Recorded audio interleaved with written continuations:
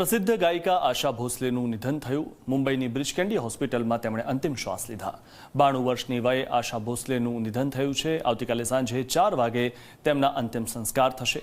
આશાજીના નિધનથી સંગીત જગતમાં શોકનો માહોલ છવાઈ ગયો છે। ત્યારે 92 વર્ષની વયે તેમણે અંતિમ શ્વાસ લીધા અને ગઈકાલે જ તેમને બ્રીચ કેન્ડી હોસ્પિટલમાં દાખલ કરવામાં આવ્યા હતા। આજે તેઓની વસમી વિદાય થઈ છે। ત્યારે આવતીકાલે સાંજે 4 વાગે તેમના અંતિમ સંસ્કાર થવાના છે। સૌથી એક મહત્વની વાત કરીએ તો લતાજી પણ 92 વર્ષની વયે તેમણે અંતિમ શ્વાસ લીધા હતા। આશાજીએ પણ 92 વર્ષની વયે અંતિમ શ્વાસ લીધા। સિંગર દીનાનાથ મંગેશકરના પુત્રી છે આશા ભોસલે અને તેમનું જે જીવન છે ઘણું જ સંઘર્ષમય રહ્યું। લતા મંગેશકરના બહેન છે આશા ભોસલે।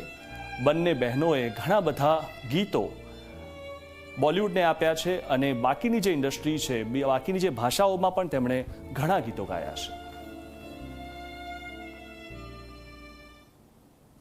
मुझे बहुत खुशी है विशेष रूप से कि जब वो संगीत में गाती थी और जब उनका एज हुआ था तो मैं उनको कहता था कि आप मत गाइए। वो मुझे कहती थी कि नहीं, मैं जब तक हूँ तब तक मैं गाती रहूँगी। जिद्द मैंने उनके व्यक्तित्व में देखी और आखिर तक उन्होंने संगीत और गीत इस विषय के लिए अपना जीवन समर्पित किया था और बड़े आनंद और खुशी के साथ वो गाती थी।